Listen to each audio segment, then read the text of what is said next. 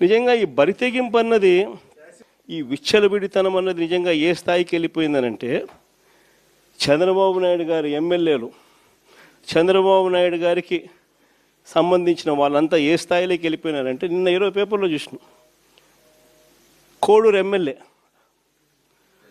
ఆరవ శ్రీధర్, అదే మనిషేనా అసలు, ఇది ఎమ్మెల్యేనా అని అనిపిస్తుంది నాకు.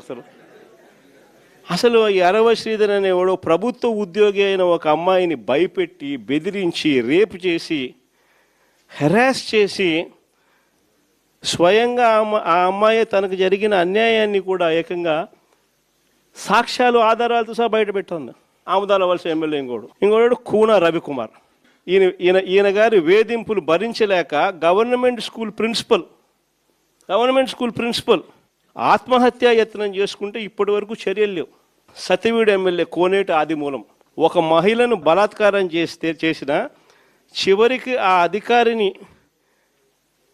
ఉపయోగించి ఆ కేసునే క్లోజ్ చేయించుకుంటారు. అది ఎంత దారుణంగా జరుగుతుందనంటే, ఇంకొకడు మంత్రి సంధ్యారాణి పిఏ ఇంకొకడు తనను లైంగికంగా వేధిస్తున్నాడని మరొక ప్రభుత్వ ఉద్యోగి అయిన మహిళ ఫిర్యాదు చేస్తే అతన్ని వదిలేసి ఫిర్యాదు చేసిన ఆయమను జైల్లో పెడతారు. ఆయమ మీద కేసు.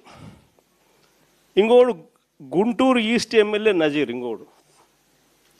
ఈ మనిషి అశ్లీల వీడియోలు కూడా ఆయనతో మాట్లాడుతున్నాడు, వీడు అశ్లీల వీడియోలు చూస్తూ ఉన్నాడు, వీడు అశ్లీలంగా చేస్తూ. అసలు వీళ్ళు ఎవడు, అసలు ఏ ప్రపంచంలో ఉండవు. ఇంకోడు మంత్రి సుభాష్, వాసంశెట్టి సుభాష్ ఇంకొకడు. ఏకంగా అశ్లీల డ్యాన్సులు చేస్తూ ఏకంగా చిందులేస్తానంటారు.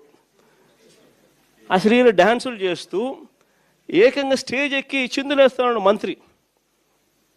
అసలు నాకు ఆశ్చర్యంగా ఉంది. అసలు జంగల్ రాజ్యం అని అంటే ఇంకా వేరే పేరు ఏమైనా ఉంటుందా ఈ ప్రభుత్వంలో జరుగుతూ ఉన్న పనులకు?